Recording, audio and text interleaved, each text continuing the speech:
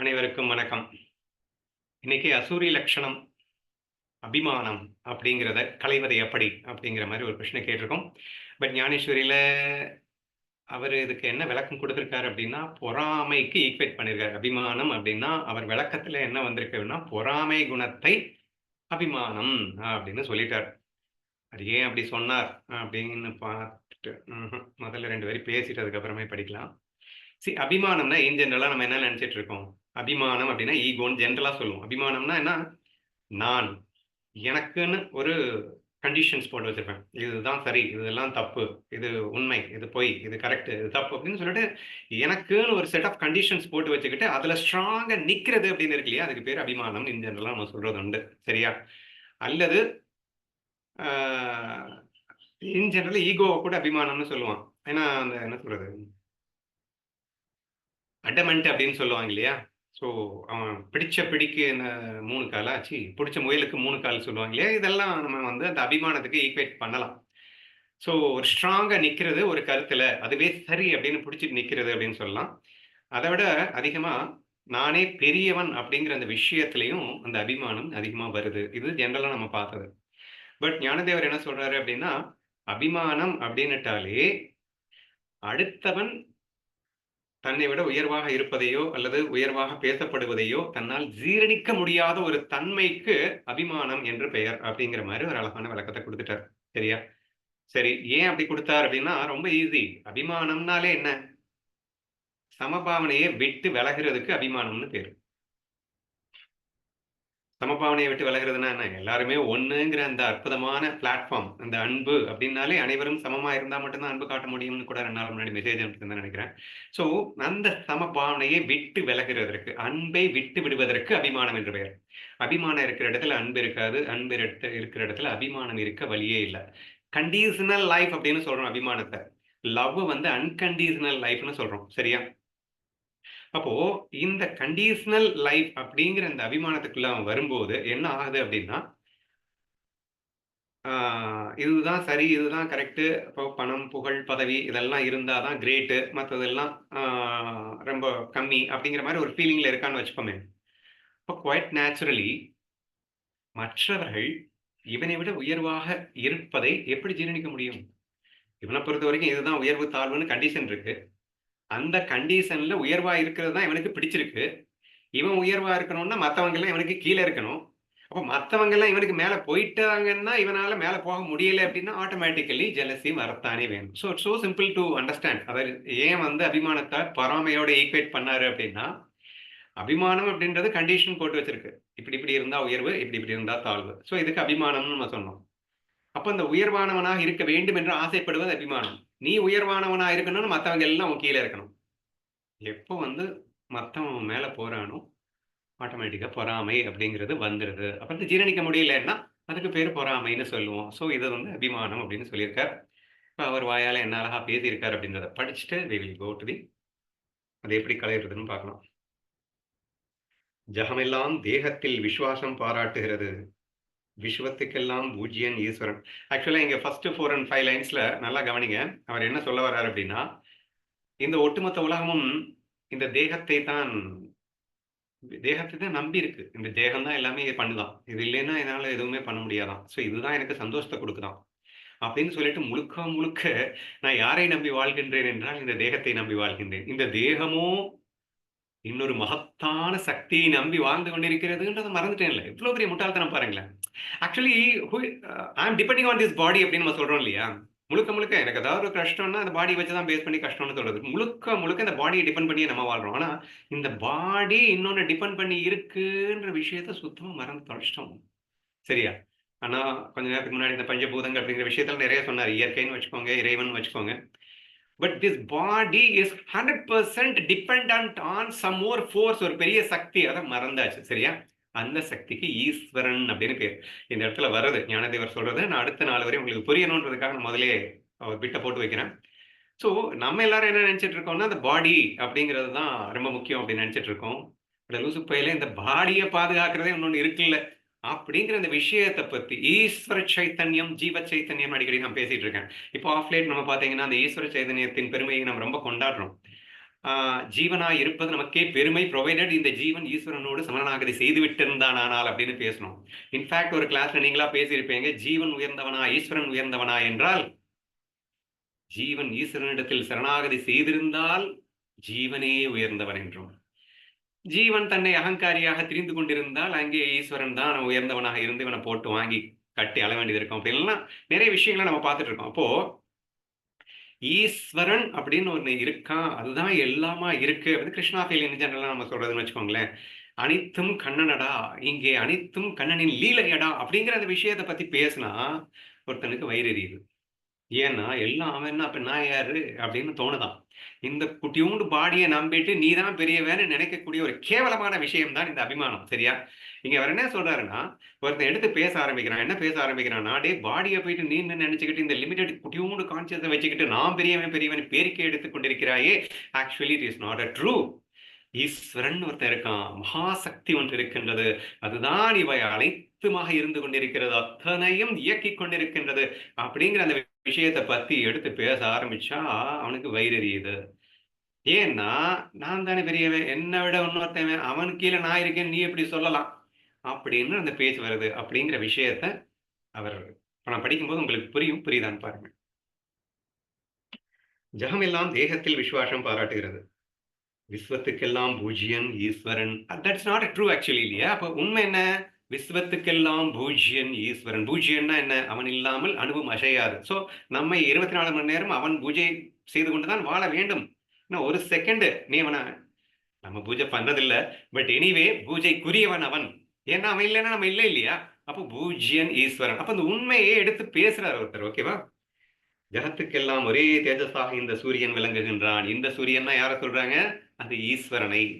ஜகத்துக்கெல்லாம் ஒரே தேஜஸாக அப்படின்னா என்ன அர்த்தம்? இன்னைக்கு நான் ஒரு ஒளி வீசிக் கொண்டிருக்கின்றேன் என்றால் அது என்னுடைய ஒளி அல்ல, அது என் ஈசன், என் உள்ளிருந்து என் கண்ணன் என்னை ஒளி வீச என்ன காட்டிட்டு இருக்கான். அந்த மாதிரி இந்த ஒட்டுமொத்த உலகத்தையும் வெளியே காட்டிட்டு இருக்கிறதே யாருன்னு சொன்னா அந்த ஈஸ்வரன் அல்லவா அப்படின்னு அந்த ஈஸ்வரன். ஏன்னா ஈஸ்வரனின் பெருமையை பேசுவது அப்படின்னாலே இப்பெல்லாம் எனக்கே வந்து ரொம்ப ரொம்ப சந்தோஷமா இருக்க ஆரம்பிச்சிடுது. முன்னாடியே கிருஷ்ணாபில பத்தி பேசுறது தான், பட் அந்த ஈசன் தான் அனைத்தும் என்ற அந்த ஆழமான உண்மை விளங்க விளங்க விளங்க நமக்கு வந்து ரொம்ப சந்தோஷம் வருது. பட் அபிமானத்துல இருக்கிறவங்களுக்கு கஷ்டம் வருதுன்னு அவர் சொல்லியிருக்காரு. சரியா? சரி, கேளுங்க. உலகனைத்துக்கும் சார்வபௌத மதத்தை அடைய ஆசைப்படுகிறது. இந்த உலகம் எல்லாமே அந்த ஈஸ்வரனை அடைவதற்குத்தான் முயற்சி செய்து கொண்டிருக்கிறது அப்படின்னு புரிஞ்சுக்கோங்க. எனக்கு எக்ஸாக்ட்லி தெரியல.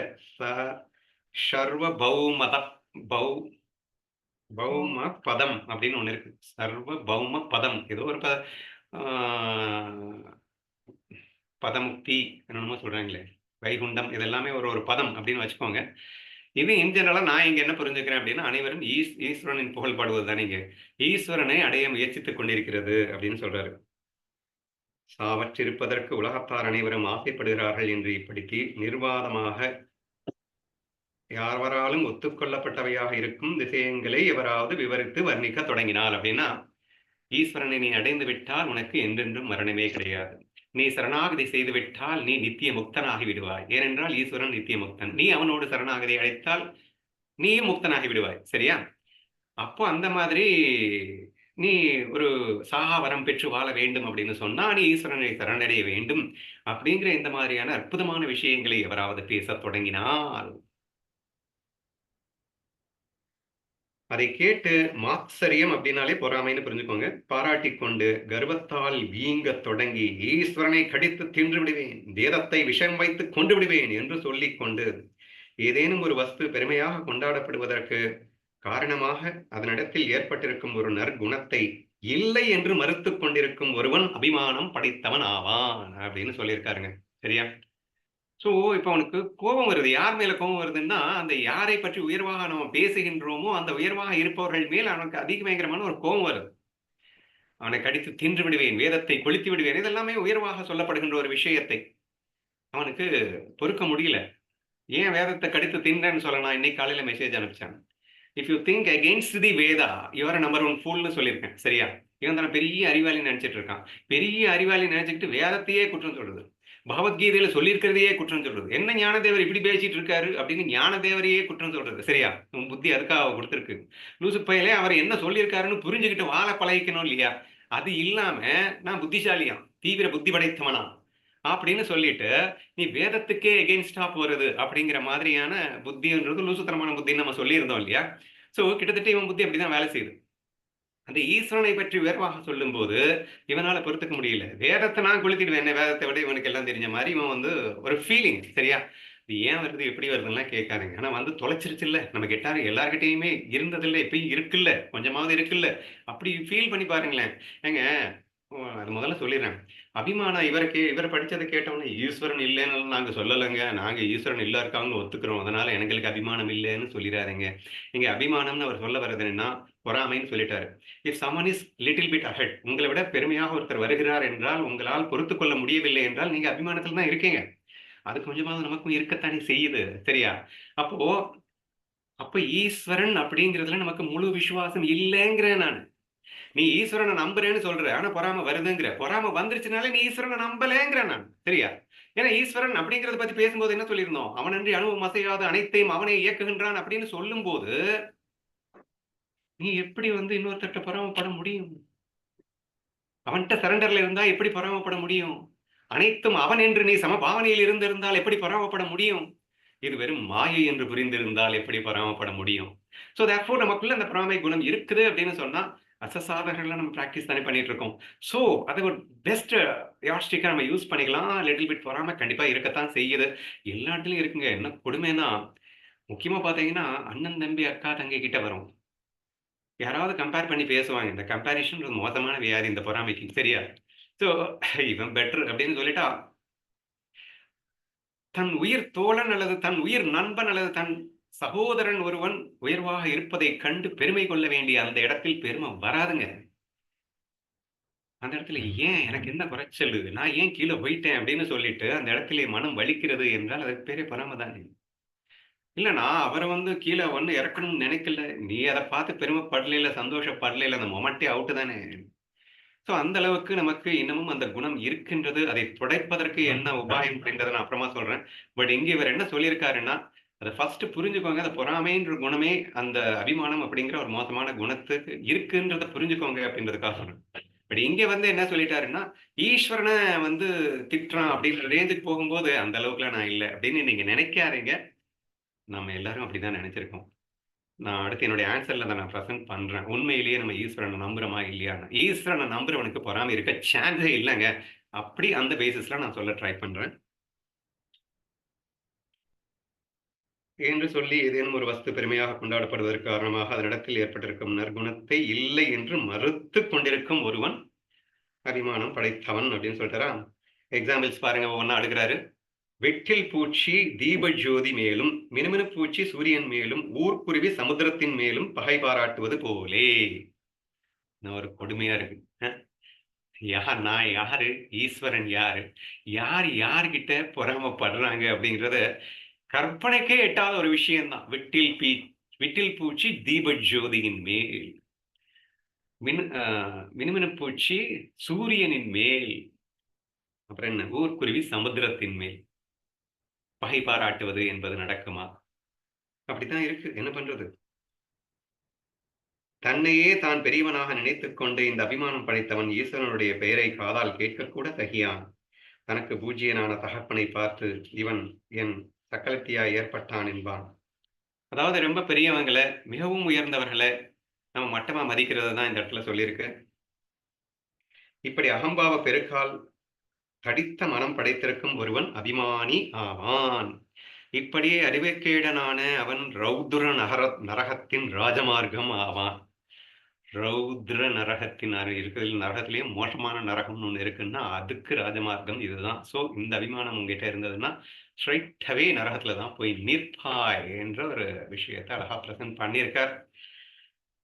இப்போ நம்ம முக்கியமா கவனிக்க வேண்டியது, ஈஸ்வரனை நான் என்னங்க நீங்க ஈஸ்வரன போயிட்டு நான் யாராவது என்னங்க அபிமானத்துக்குரியவரே, எப்பயுமே ஈஸ்வரன் தான் பெரியவன் நான் நினைத்துக் கொண்டிருக்கிறேன் அப்படின்னு நீங்க நினைச்சிட்டு இருக்கீங்க. நம்மலாம் நினைச்சிட்டு இருக்கோம் அப்படின்னு நினைக்கிறோம்.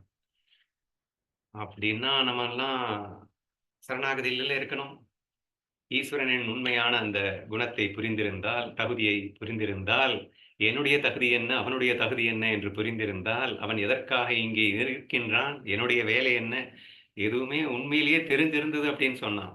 ஈஸ்வரனை உண்மையில் பூஜ்யனாக நான் பார்ப்பது உண்மை என்றால், நிச்சயமா வந்து பொறாம மட்டும் இல்ல, உலகத்துல இந்த 26 தெய்வீக லட்சணம் ஆட்டோமேட்டிக்கா வந்துரும். எந்த அசுர லட்சணமும் நம்மகிட்ட இருக்காது.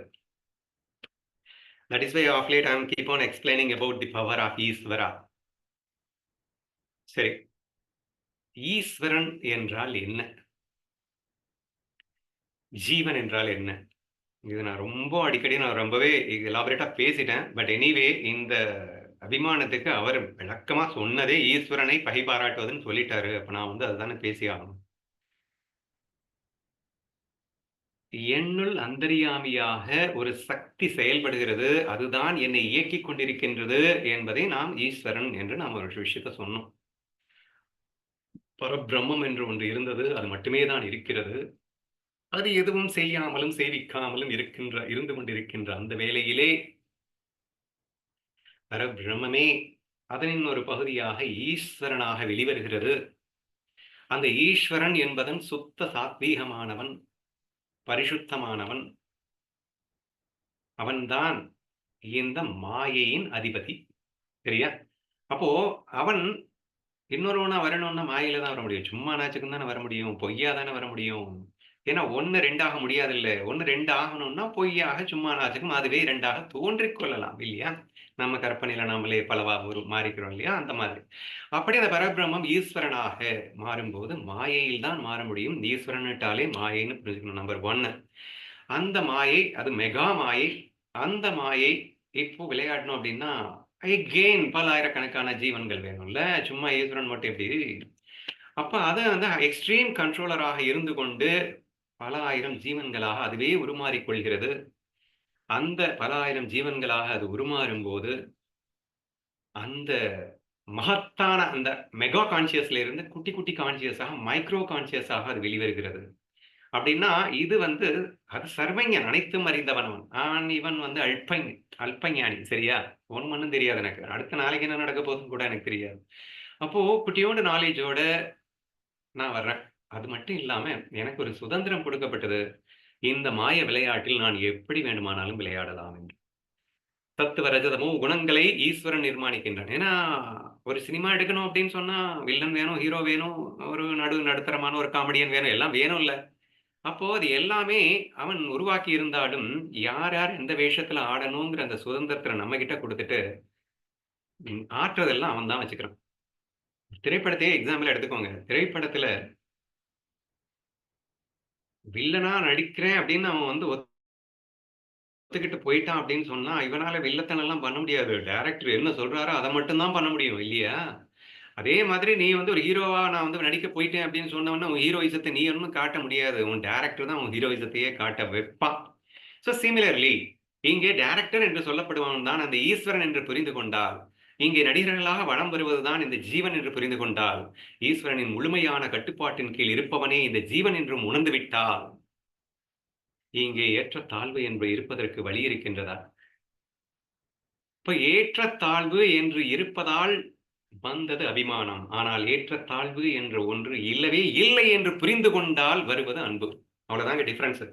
சரி, இப்போ நான் இதுக்கு மேல சொல்றது கொஞ்சம் கேர்ஃபுல்லா கவனிங்க. ரொம்ப இம்பார்ட்டன்ட் பாயிண்ட்க்கு வரேன். ஆக்சுவலி உயர்வு தாழ்வுங்கிறது இருக்கா இல்லையாப்பா? ஏப்பா நல்லவன் கெட்டவன்ங்கிறது இருக்கானா இல்லையாப்பா அப்படின்னு கேட்டீங்கன்னா, இருக்கான், இல்ல அப்படிங்கிறது தான் ஆன்சர். என்ன உளர்ற அப்படின்னா, உளரல. That is what the truth. இத நம்ம புரிஞ்சுக்க முடியலைங்க. எல்லாரும் நம்ம ஏன் கன்ஃப்யூஸ் ஆகுறோம்?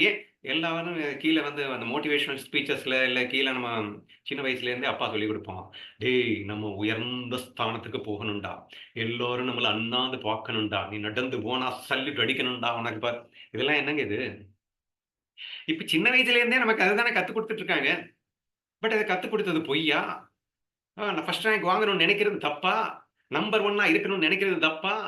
எங்க இருந்தாலும் நம்பர் 1 இருக்கணும்டான்னு சொல்றது தப்பா? 100 மீட்டர்ல 10 செகண்டுக்குள்ள வரணும்னு நினைக்கணும். அதுல ஃபர்ஸ்ட் வரணும் அப்படின்னு எய்ம் பண்றது தப்பா? இப்படின்னுலாம் வந்து கொஸ்டின் வரும்போது, நம்ம மனசு ஆமால்ல, ஃபர்ஸ்ட் வரணும்டா. இருந்தா அப்படி இருக்கணும்டா. அதுதான். அப்போ ஒரு பக்கம் ஃபுல்லா அப்படி மேய்ஞ்சுட்டு இருக்காங்க. சரியா? எல்லாரும் என்ன சொல்லிட்டு இருக்காங்க அப்படின்னா, நம்பர் 1, நம்பர் 1, நம்பர் 1 சொல்லிட்டு இருந்து, நீங்க அபிமானம் அப்படின்னு ஒரு வார்த்தைய கொண்டு வந்து உல்டாவா பேசினா, ஒரு மண்டை குழம்பாம என்னங்க செய்யும்? அங்க தாங்க கன்ஃப்யூஸ் ஆயிடுறோம் நம்ம. சரியா? தெளிவில்ல. நம்பர் 1 இருக்கணும்னு ஆசைப்பட்டு அபிமானத்தில இருன்னு சொல்ற மாரி இருக்கு. நீயே உயர்ந்தவனாக இருக்க வேண்டும். எல்லாத்தையும் விட டாப்ல இருக்க வேண்டும். ஏன்னா அபிமானத்தில இருன்னு சொல்ற மாரில்ல இருக்கு. இங்க அபிமானத்தில இருன்னு ஒரு பக்கத்துல சொல்லிக் குடுத்துட்டு, இந்த பக்கம் ஆன்மீக கதைன்னு வரும்போது, அபிமானம் மோசமான குணம் அப்படின்னு சொன்னா, என்னய்யா சொல்றீங்க? மண்டை குடையுதுல்ல அப்படின்ற மாரி இருக்குல்ல. So that is why I told you that first புரிஞ்சுக்கணுங்க. What is life exactly? நீ யாரு? இங்க உலகம்னா என்ன? அப்படின்றத புரிஞ்சுக்கணும். என்ன புரிஞ்சுக்கணும்? ஒரு மண்ணாங்கட்டியும் புரிஞ்சுக்க வேணாம். இட்ஸ் அ படம்னு புரிஞ்சுக்கணுங்க. இது மாயான்னு புரிஞ்சுக்கணுங்க. வாழ்க்கை என்பது ஒரு மாய விளையாட்டுன்ற இந்த புரிதல் வந்துச்சு அப்படின்னு சொன்னா, உயர்வு தாழ்வு இருக்கா இல்லையான்ற கேள்விக்கு இருக்கு, இல்லங்கிற அந்த ஆன்சர் புரிஞ்சுக்கலாம். அநீர்வசனீயம் அப்படின்னு சான்ஸ்கிரிட்ல சொல்றாங்களாம். அப்படின்னா என்ன? இருக்குன்னு சொல்ல முடியல, இல்லன்னு சொல்ல முடியல, இருக்கு, இல்லன்னு சொல்ல முடியல. புரிஞ்சுக்கிறது ஒண்ணும் கஷ்டம்லாம் இல்லங்க. ஹீரோவும், வில்லனும் இருக்கான் படத்துல. ஹீரோ உயர்ந்தவன், வில்லன் தாழ்ந்தவன். உண்மையா? பொய்யா? அப்படின்னு கேட்டா என்ன சொல்லுவீங்க? ஆமா, இல்ல. ஏன்டா ஆமான்னு சொல்ற, இல்லன்னு சொல்லல? அப்படின்னா. ஏங்க படத்துல இவன் நல்லவன், இவன் நல்ல கேரக்டர்ல வர்றான். As far as the maya is concerned இவன் உயர்ந்தவன். இவன் கெட்ட மோசமான கேரக்டர்ல வர்றான். இவன் தாழ்ந்த கேரக்டர். சோ தாழ்ந்தவன். சரி, அப்போ ஆமான்னு சொன்னதுக்கு இதுதான் காரணம். இல்லன்னு ஏன் சொன்ன? இல்லன்னு ஏன் சொன்னேங்க? இவனும் நடிகன், அவனும் நடிகன் தானேங்க. நாளைக்கு இவன் வில்லனா வருவான், அவன் ஹீரோவா வருவான். 2 பேரும் ஃபிரெண்ட்ஸ் தானேங்க. இவங்க 2 பேருக்குள்ள என்ன டிஃபரன்ஸ்ங்க இருக்கு? அஸ் ஃபார் அஸ் நடிகர் இஸ் கன்சர்ன்ட் போத் ஆர் ஈக்வல்ங்க. அதனால டிஃபரன்ஸ் இல்லங்க. புரியுதா? சோ இருக்கு. உயர்வு தாழ்வு இருக்கு. இல்ல, இருக்கு, இல்ல. இந்த 2யுமே எப்ப நம்ம புரிஞ்சுக்கிறோமோ, வெறும் மாயைக்காக இந்த உயர்வு தாழ்வு என்பது தோன்றிக் கொண்டிருக்கிறதே தவிர, உண்மையில் இந்த உயர்வு தாழ்வு என்பது எவருக்கும் இங்கே கிடையாது என்பதை ஒருவன் தெளிவாக புரிந்து கொண்டிருப்பானேயானால், இந்த கன்ஃப்யூஷனே வராது. ஓகேவா? நெக்ஸ்ட் அவி அ ஈஸ்வரன் பத்தி நான் ரொம்ப டீட்டெயிலா இவ்வளோ நேரம் பேசினேன். டைரக்டர். டைரக்டர் தான் அனைத்துக்குமே ரெஸ்பான்சிபிள். ஹீரோயிசத்த வெளிப்படுத்தினது அவன்தான். வில்லனிசத்த வெளிப்படுத்தினது அவன்தான். உயர்வுக்கும் காரணம் அவன்தான். தாழ்வுக்கும் காரணம் அவன்தான். ஆனால் மாயைக்காக, மாய லீலைக்காக அத்தனை லீலையும் புரிபவன் யாருன்னா ஈஸ்வரன். சரியா? அந்த ஃபீலிங் நமக்குள்ள இருந்தது அப்படின்னு சொன்னா, அப்ப இது மாயான்ற ஃபீலிங்ல இப்ப நான் வந்து நம்பர் 1 போஸ்ட்டுக்காக நான் ட்ரை பண்றேன் அப்படின்னா, அது நம்பர் 1 போஸ்ட்டுக்காக ட்ரை பண்ணல. இந்த மாய விளையாட்டுக்கு எனக்கு குடுக்கப்பட்ட ரோலு அதுக்காக நான் ட்ரை பண்றேன். ட்ரை பண்றத என்ஜாய் பண்றதுக்காக ட்ரை பண்றேன். விளையாட்ட ரசிக்கிறதுக்காக நான் விளையாடுறேன். அது நம்பர் 1 வந்தா என்ன? வரலைன்னா என்ன? It's an automatic process. கர்மயோகம் ஆட்டோமேட்டிக்கா வரும். இந்த உலகத்துல உள்ள எல்லாத்தையும் சமமா பார்க்கணும், அன்பா பார்க்கணும், உயர்வு தாழ்வு பார்க்கக்கூடாது. ஆமா, மாயையில இது உயர்வு தாழ்வு இருக்குன்னாலும், உண்மையில நானும் அவனும் ஃப்ரெண்டு. நானும் அவனும் ஒண்ணு. இன்ஃபாக்ட் ஈஸ்வரனே இங்கு குட்டி குட்டியா பல ஜீவன்களாக வந்திருக்கின்றான்னா, அனைத்தும் ஒன்று என்ற அந்த மகத்தான உண்மை நமக்கு புரிந்திருந்தால் மட்டும் தாங்க அபிமானத்திலிருந்து தான் வெளிய வர முடியும். நீங்க மாயையில மட்டும் பார்த்துட்டு இருந்தீங்கன்னா, உயர்வு தாழ்வு தான் பார்த்துட்டு இருப்பீங்க. ஆனால் மாயைக்கு அதிஷ்டானமாக இருப்பது ஈஸ்வரன், பரபிரம்மம் இவர்களில் எந்த பேதமும் இல்லை. அதுவே தான் அனைத்துமாக இருக்கின்றது என்ற அந்த மகத்தான உண்மை ஐ அம் ஆல், ஆல் இஸ் ஒன் அப்படிங்கிற அந்த பிரின்சிபிள் பேக்கிரவுண்ட்ல இருக்குங்க. That is the truth actually இல்லையா? அப்போ அந்த உண்மை எப்போதும் நமக்கு மறக்கக்கூடாது. இந்த மாய தத்துவம், இந்த உலகமே மாயை என்பது நல்ல ஆணித்தரமாக புரிஞ்சிருந்தா மட்டும் தான் நம்ம வந்து அபிமானத்திலிருந்து வெளிய வரவே முடியும். மாயான்னு புரிஞ்சுக்கும்போது உயர்வு தாழ்வு அப்படிங்கிறது சும்மா நாச்சுக்கும் அப்படின்றது தெளிவாயிடும். அப்போ உயர்வு தாழ்வு 2யுமே ஈக்குவலா நம்மளால நேசிக்க முடியும். மாயைக்கு அதிஷ்டானமாய் அந்த ஈஸ்வரனை அனைத்தும் கண்ணனாகவே இருக்கிறனால தான் எல்லாருமே அழகா கிருஷ்ணா ஃபீல் எல்லாம் எடுத்து சொன்னேங்க. கிருஷ்ணா ஃபீல் வந்துருச்சுன்னா automatic process. Everything is solved. அபிமானத்துக்கு அங்க எங்க இடம் இருக்கு. ஸோ இந்த மாரி ஃபீலிங்க நம்ம கொண்டு வரணும். ஸோ ஹையர் நாலேட்ஜ் தான் பேசியிருக்கேன். ஏன்னா அபிமானம் unless you enter into the higher knowledge it's very very டிஃபிகல்ட்ங்க. அனைத்தும் ஒன்றென்ற அந்த தத்துவம் புரியப்படாத வரைக்கும் இவைகள் எல்லாம் வெறும் மாயை. இந்த மாயை லீலையை நடத்துபவன் ஈஸ்வரன். நாமெல்லாம் ஒண்ணுமே இல்ல. சோ ஐ அம் நத்திங் என்ற ஃபீல் அடிமனதுல ஸ்ட்ராங்கா வச்சுக்கிட்டு நீ மாயையில எப்படி வேணா விளையாடு. தப்பில்ல. பட் நீ மாய விளையாட்டுல தான் குறியா இருக்கியே தவிர, அந்த மாய விளையாட்டுக்கு அதிஷ்டானம் என்ன? நான் யாருன்றது, என்னை இயக்குபவன் யார் என்று எல்லாத்தையும் மறந்து தொலைச்சிட்ட அப்படின்னா, கண்டிப்பாக அபிமானத்தை நம்மளால் விரட்டவே முடியாது என்பதற்காக, மீண்டும் அந்த ஹையர் பேச வேண்டியதாயிடுச்சு. பரவால்ல ரிப்பீட் பண்ணுங்க, ரீகால் பண்ணுங்க. சரி இது அபார்ட் ஃப்ரம் தட் நம்ம இத சொல்லணும் அப்படின்னு சொன்னா, ஒருத்தர் நமக்கு முன்னாடி நம்மள விட உயர்ந்து வர்றார் அப்படின்னு சொன்னா, we should feel more proud about him. அந்த குணத்த வளர்த்துக்க ட்ரை பண்ணலாமே அப்படிங்கிறது. இதுவரைக்கும் இல்லைன்னாலும் ட்ரை பண்ணுங்க. லௌகீகமாவே சொல்றேன். எல்லாரும் என்ன விட நல்லா இருக்காங்க அப்படின்னா ரொம்ப நல்லது தானே. நான் பிச்சைக்காரனா இருந்தா எல்லாரும் எனக்கு பிச்சை போடுவான். அப்போ even if I am low, it is nothing wrong when someone is high. நான் பிச்சை கேட்டேன்னா எனக்கு பிச்சை கிடைக்குங்க. எல்லாருமே நல்லா இருந்தா நான் மட்டும் நல்லா இல்லைன்னா, எல்லாருமே நல்லா இல்லாம நானும் நல்லா இல்லாம இருந்தேன் அப்படின்னா, எனக்கு யாரும் பிச்சை போட மாட்டாங்களே. இந்த ஒரு சிம்பிள் லௌகீக அடிப்படையில லாஜிக்ல யோசிச்சு பார்த்தா கூட, when someone is moving ahead அப்படின்னா, அத நம்ம நினைச்சு சந்தோஷப்படலாம் அப்படின்னு சொல்றேன். But if you are having a love அப்படின்னு சொன்னா, எப்பயுமே நம்மவர்கள் நம்மை விட உயர்வாக இருப்பதை பார்த்து தான் நமக்கு ரொம்ப ரொம்ப சந்தோஷமா இருக்கும். அவர்கள் நம்மை விட உயர்வாக வருகிறார்கள்ன்னு நினைக்கும் போதே பூரிப்பு நமக்கு அவ்வளோ ஒரு பொங்கி வரும். ஏனென்றால் அவனா நானும் வேறையா பார்க்கலைல்ல. ஜஸ்ட் பேசிக்கலி அம்மா, தாய் எக்ஸாம்பிள்ல நிறையவே சொன்னீங்க நீங்க. ஸோ தாய் தன் குழந்தையின் உயர்வைக் கண்டு தானே உயர்ந்து விட்டதாக ஃபீல் பண்ணேன். 2 ஒண்ணாவ பார்க்கிறா அப்படின்னா. மன்னு வாசுதேவ குடும்பகம்னு சொல்லிட்டு அனைத்தையும் ஒன்றாக பார்க்கும்போது, இது சுலபம் தானே என்று சொன்னீர்கள். இது எல்லாமே பேசிக்கலி லவ்ன்றது இருக்கும்போது மட்டும் தான் வரும். அவர்கள நம்ம பகைவனாகவோ, அவன வந்து எதிரியாவோ, வேறையாவோ பார்த்தா வேலைக்கு ஆகாது. அப்போ எல்லாத்தையுமே ஒண்ணா பார்க்கக்கூடிய அந்த அன்புங்கிற அந்த மகத்தான குணம் நமக்கு வரும்போது மட்டும் தான் அது சாத்தியப்படுகிறது. அந்த குணம் என்பது நீங்கள் ஹையர் நாலேட்ஜ புரிஞ்சுகிட்டா மட்டும் தான் வரும். அனைத்துக்கும் அதிஷ்டானமாக என்னுள்ளே ஈஸ்வரன் இருக்கின்றான். அவனும் நானே. அவனின் ஒரு குட்டி கான்ஷியஸாக இந்த ஸ்ரீ என்பவன் வந்திருக்கின்றான். மற்ற அனைவரும் வந்திருக்கின்றார்கள். அது அனைத்தும் ஒன்றே. பேஸ் நாலேட்ஜ வச்சுக்கிட்டு விளையாட்டுக்காக தான் ஹீரோ, வில்லனிசம், ஆஹா, ஓஹோன்னு உயர்வு, தாழ்வு, தங்கம்னு இருக்கு, மண்ணுன்னு இருக்கு. வாஸ்தவம் தான். தங்கு உயரம், தங்கு வந்து வேல்யூ, ஹை வேல்யூ, மண்ணு வந்து வேல்யூ லெஸ். இது மாய கண்ணோட்டத்தோட பார்க்கும்போது. பட் இது எல்லாமே மாயாங்கிற ஃபீலிங்கோட பேஸ்ல தங்கமும் கண்ணன், மண்ணும் கண்ணன் அப்படிங்கிற பேஸ்ல பார்த்தீங்கன்னா ரொம்ப ஈஸி. இல்ல நீங்க லௌகீகமாவே சூப்பராவே ப்ரூவ் பண்ணிட்டீங்க. ஏய்யா ஒரு மண் இல்லாம உன்னால வாழ முடியாது. தங்கம் இல்லாம கூட வாழ்ந்துடலாம். ஒரு பியூனு, ஒரு வாட்ச்மேன் இல்லாம கம்பெனி ஓட்ட முடியாது. சிஇஓ இல்லாம தான் ஓட்ட முடியும்னு நினைக்காத. ஈச் ஒன் இஸ் ஈக்வலி இம்பார்ட்டன்ட்டா. ஒரு தெருவுல போய் இந்த துப்புரவு தொழிலாளிகள் இல்லாம நம்மளால வாழ முடியாதுங்க. So each one is equally important in this world. No matter whether they are in higher position or lower position, they are earning high or earning low. அதிகமா சம்பாதிக்கிறான், அவங்க கம்மியா சம்பாதிக்கிறான்னு பார்க்காத. அவங்களுடைய ரோல படி பார்த்தீங்கன்னா, எல்லாருமே இந்த வாழ்க்கைக்கு அத்தியாவசியம் என்ற அடிப்படையில் புரிந்து கொள். இப்படியும் நீங்க ப்ரூவ் பண்ணிட்டீங்க. சரியா? It is impossible. நான் உயர்ந்தவன், நீ தாழ்ந்தவன் அப்படின்னு நினைச்சுக்கிறதுக்கு இங்க எதுவுமே இல்லை என்பதை எல்லாம் புரிந்த பிறகும் கூட நமக்கு தடுமாறுகிறது என்று நினைக்கின்ற காரணத்தினால், நீங்கள் அதுக்கு மீறியும் தடுமாறுச்சு அப்படின்னு சொன்னா, உண்மையை உணர்ந்தால் மட்டுமே முடியும். அன்பை வளர்ப்பதற்கும் சரி, அனைத்தையும் சமநோக்கோடு பார்ப்பதற்கும் சரி, அபிமானம் இல்லாமல் வாழ்வதற்கும் சரி, அனைத்தும் பரபிரம்மே. அதுவே ஈசனாயும், அதுவே ஜீவனாயும் இங்கே வெறும் மாய விளையாட்டை நடத்திக் கொண்டிருக்கின்றது என்ற உண்மையை புரிந்து கொள்வோம் என்று சொல்லி எனது பதிலை நிறைவு செய்கிறேன்.